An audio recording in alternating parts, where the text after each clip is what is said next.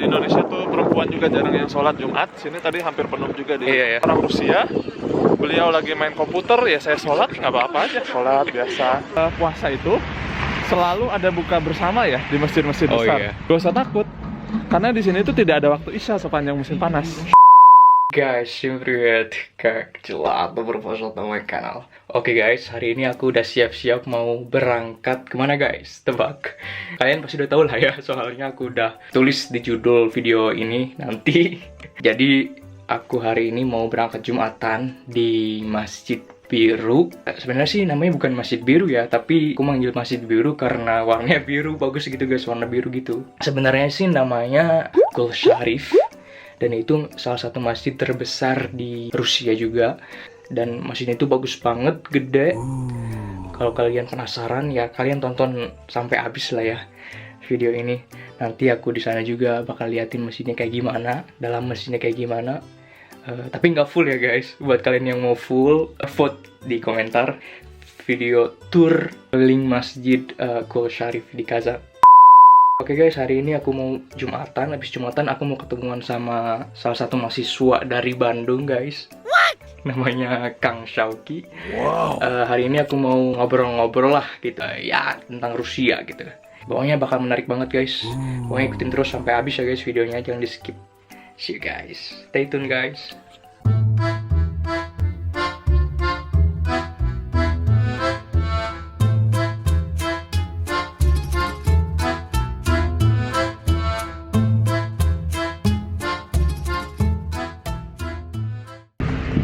Oke guys, gue udah sampai di area Kremlin guys.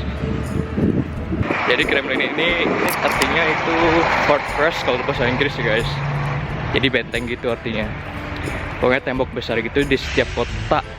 Pokoknya old town yang ada di Rusia pasti ada Kremlin guys. Salah satunya di Kazan ini. Sekarang fungsi Kremlin itu udah jadi tempat tinggal presiden. Terus juga kayak ada gereja tua gitu yang banyak sejarahnya. Terus kalau di Kazan juga ada kayak Masjid Gul Sharif. Ini guys masjidnya. Wih, keren banget kan? Di sini kita mau Jumatan ntar. Nah, ini Kremlin guys namanya. Pokoknya ini tembok ini tuh tembok besar gitu. Dan ini ngelilingin area Kremlin. Buat kalian yang nyuruh aku buat bikin tour keliling Kremlin kali ya. Tulis komentar di bawah guys.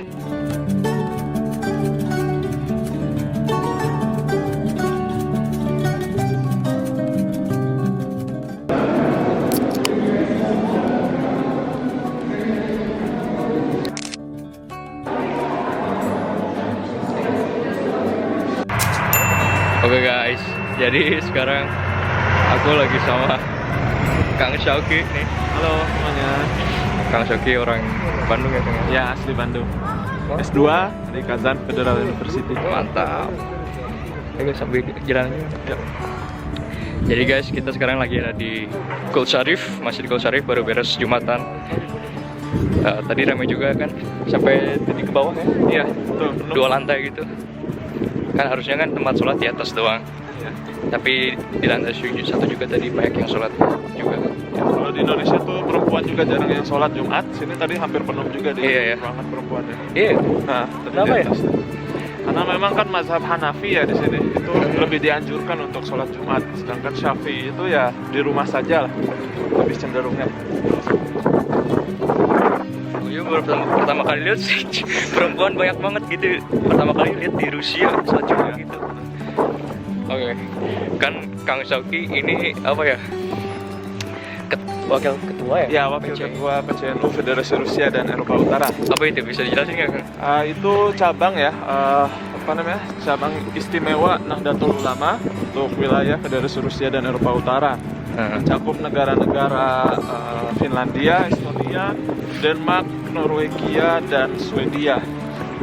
Kita juga kontak dengan yang di Indonesia ya, sedang kita mengadakan untuk ngaji. Karena kan tugas kita tuh untuk mengingatkan sesama muslim di luar negeri. Selain itu juga kita ada tugas khusus untuk bersilaturahim, menjalin kerjasama dengan masyarakat setempat. beberapa kali kita ketemu Mufti Tatarstan, kemudian juga belum lama ketemu Mufti Dagestan. Jadi Oh iya, yang di Instagram itu ya? Iya, yang di Instagram PCNU. Mantap. Terus kalau misalnya di Rusia itu ada mufti kan? Nah, Mufti itu jadi bisa jelasin apa itu? jadi menariknya kalau di Rusia itu, kalau di Indonesia kan memang Muslim itu mayoritas ya, hampir 86-87%. Sedangkan Rusia tuh hanya 10-15% lah maksimal.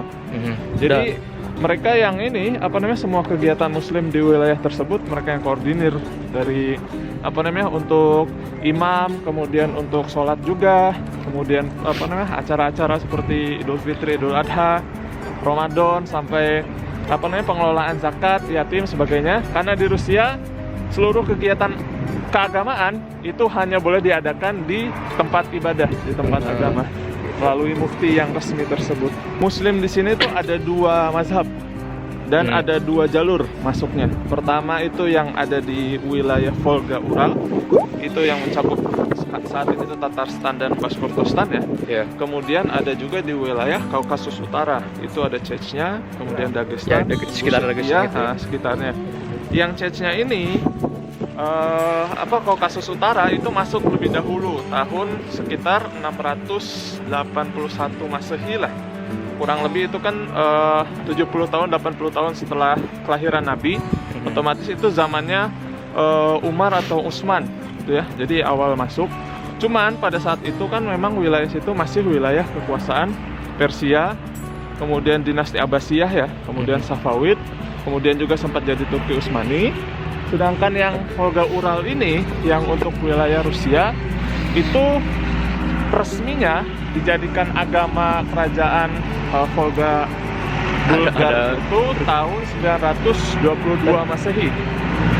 Jadi tahun depan itu ada peringatan 1100 tahun dijadikannya Islam sebagai agama resmi di kota Bulgar. Bulgar itu kurang lebih 2 jam 3 jam perjalanan dari Kazan. Dulu ibu kotanya di Bulgar ya, kerajaan Islam, baru pindah ke Kazan. Gitu guys, sejarah masuknya Muslim ke Rusia kan? Iya, betul. Jadi di Kazan ini yang belum tahu, penduduk mayoritasnya beragama Muslim ya? Iya, jadi sekitar berapa persen ya? Kalau di Kazan mungkin sekitar hanya 55%.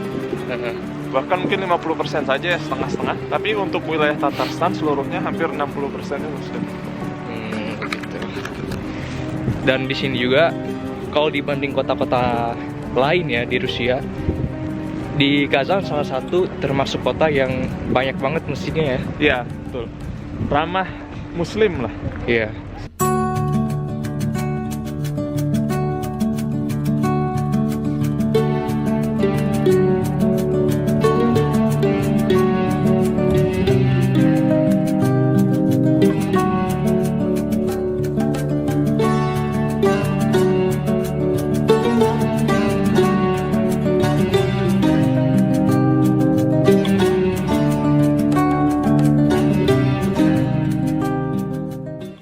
Kita lagi di Jalan Bauman namanya guys. Masih sama Kang Sauki. Hai. Jadi kita tadi udah ngebahas tentang PCINU, terus juga udah mazhab, sejarah Muslim di Rusia gimana. Terus kita mau bahas lagi nih tentang orang sini pada rasis nggak sih? Ke kita gitu, terutama kita orang Asia Muslim lagi kan. Jadi uniknya Rusia ini ya, dibanding Eropa yang lain, alhamdulillah Islam Muslim ini mendapatkan perlakuan yang lebih enak, lebih nyaman. Karena pertama kan masyarakat Muslim di sini itu Islam itu bukan hal yang baru. Jadi mereka tidak aneh dibanding di Eropa Barat, misalkan di Perancis, di Inggris itu kan rata-rata Muslim itu imigran ya. Dari negara mana, kemudian baru abad 20 baru pada masuk setelah Perang Dunia Kedua. Sedangkan Rusia itu masyarakat Muslim itu sudah menjadi Muslim sejak abad ke-10 Masehi. Kemudian untuk orang Rusia ya sudah biasa. Terus ada satu hal yang menarik. Kalau di Indonesia kita ada konsep Bhinneka Tunggal Ika ya, berbeda-beda tapi tetap satu. Di Rusia juga ada konsep namanya tuh Druzhba Narodov. Jadi persahabatan antar bangsa. Jadi sejak kecil anak-anak itu sudah dididik bahwasanya Rusia ini negara yang multi etnis, multi agama, multi bahasa, banyak bahasa. Saya sendiri tidak pernah merasakan adanya rasisme. Bahkan dulu sempat tinggal satu tahun full itu sama orang Rusia. Beliau lagi main komputer, ya saya sholat, nggak apa-apa aja, sholat biasa. Kadang saya izin dulu, boleh nggak saya ibadah di sini? Silahkan aja katanya. Kemudian juga sama guru, misalkan kita pernah izin, Bu, saya ada ibadah wajib hari Jumat, boleh nggak 15 menit keluar dulu sebentar? Dikasih waktu. Kadang dulu juga kan, aku pas kelas podfak di sekolah dulu, aku kalau misalnya mau sholat Jumat, biasanya izin dulu ke dosennya dan izinin. Iya betul. Gitu. Iya, jadi sudah biasa lah, toleransi antar umat agama ya. Bentar lagi kita mau masukin bulan Ramadan kan? Iya betul. Kan udah masuk ke bulan Rajab kan? Iya, sekitar 2 bulan lagi. Terus ada yang spesial nggak sih kayak bulan puasa di Rusia itu kayak gimana? Tahun lalu kita bulan puasa itu bertepatan dengan musim panas. Jadi waktu puasa sangat panjang. Malam paling panjang itu tanggal 9 Mei, saya ingat kita sahur itu sudah masuk subuh jam 12 kurang 15. Jadi 11.45. Iya. Kemudian buka puasa itu jam setengah 9 malam. Gitu. Jadi kenapa seperti itu? Karena Kazan ini istimewa ya. Kota mayoritas muslim paling utara di dunia. Jadi selain ini salju selalu banyak, kemudian musim panas juga panjang. Jadi uniknya kemarin itu tanggal 9 itu kan biasanya waktu musim panas makin lama makin pendek ya. Malam hari itu kita jam 12 kurang 15. Harusnya kan besoknya itu jam 12 kurang 17, 12 kurang 18, makin berkurang kan. Tapi tiba-tiba tanggal 10-nya besoknya itu waktu yang subuh 12 kurang 15 itu dibalikan langsung 2 jam setelahnya. Tiba-tiba sudah jam 2 saja sahur. Kadang kita kan bertanya-tanya lah, kok panjang banget, mundurnya jauh banget, gitu, aneh. Ternyata setelah diteliti, teman-teman, di sini tuh ada satu mazhab ya. Itu pendapatnya Imam Al-Marjani, itu ulama asli orang Tatar, orang Rusia. Itu bilang di Kazan ini istimewa karena musim panas itu matahari tidak benar-benar tenggelam. Jadi ada istilah waktu Isya itu hilang di sini. Tidak ada waktu Isya. Jadi saya pernah tanya sama temen itu, jalan-jalan ya, kita nggak sholat maghrib dulu nih, udah mau Isya. Terus kata dia, nggak usah takut, karena di sini itu tidak ada waktu Isya sepanjang musim panas. Jadi kan waktu Isya itu secara syariat ya, ketika matahari tenggelam, terus masih ada kuning-kuning, itu masih waktu maghrib. Ketika benar-benar hilang kuningnya dari cakrawala, itu baru masuk Islam. Masuk Isya. Sedangkan di sini itu tidak pernah hilang cahaya itu sampai masuk waktu subuh lagi. Makanya ada istilah Isya hilang. Akhirnya waktu puasa, waktu sholat Kazan itu digantungkan mengikuti kota yang lebih ke selatan, itu di kota Astrakhan di Rusia juga. Makanya tadinya jam 12 kurang 15, tiba-tiba jam 2 besoknya sahurnya. Berarti memang panjang. Unik sekali. Ya. Tapi kayak puasa 19 jam itu kita nggak kerasa ya. Ya betul. Kayak emang udah kayak biasa gitu. Ya. Soalnya di sini kayak kita juga kan kuliah gitu kan. Ya. Kemudian bersyukurnya di sini itu suhunya musim panas mungkin tidak terlalu panas ya dibanding di negara-negara Timur Tengah atau dibanding Indonesia sendiri. Iya. Makanya tidak terlalu tersiksa sih kita. Iya bener sih. Sama yang unik di sini mungkin puasa itu selalu ada buka bersama ya di masjid-masjid besar. Oh iya. Jadi kita datang ke sana, sholat, kemudian setelahnya buka bersama gratis itu, lagi. Gratis, ngantri itu kadang lesehan banyak di satu masjid. Ada juga yang di atas meja normal makan biasa. Ada di masjid apa sih namanya di depan sini kita? Tugan. Ya, Tugan. Nah itu pun rame banget orang Tatar gitu. Yang nggak puasa, yang non muslim pun kadang datang. Iya. Karena siapapun boleh buka puasa di sana. Gitu. Wow. Saya pengalaman itu pernah bulan puasa itu kartu ATM saya hilang. Jadi nggak bisa beli apa-apa ya. Iya. Cuman sepanjang 3 minggu bulan puasa itu buka puasa, makan yang kenyang. Terus setelahnya yang lain sudah pada pulang, ada nenek-nenek biasanya sudah akrab sama saya, dibungkusin, nih nak bawa pulang. Buat sahur. Akhirnya sahur saya pakai itu. Besoknya buka puasa lagi, sahur lagi. Jadi selama 3 minggu 0 rubel tidak keluar sama sekali. Wih, mantap. Mantap kali. Emang di sini tuh kalau misalnya bukan pasan nih, kuat banget tuh. Iya. Dan Oh, alhamdulillah memang kan bangsa masyarakat Tatar ini secara ekonomi lebih di atas lah ya. Iya, Jadi, iya sih. Iya. alhamdulillah baik juga untuk Mhm. orang asing gitu. Asing-asing. Friendly lah Iya, orang friendly. Tatar itu. Nah. Jadi buat kalian yang apa ya suka sama bule ya bule Tatar.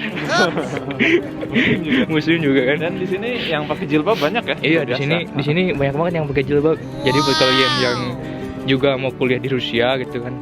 Ya kalau misalnya yang muslim friendly ya di mana?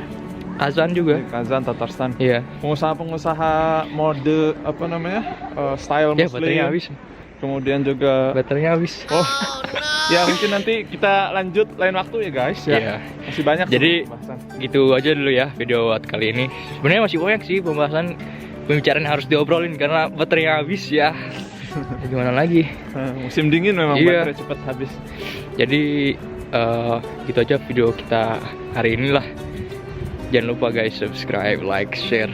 Terus ya semoga bermanfaat aja buat kalian di rumah. Pakai. Makasih Kang.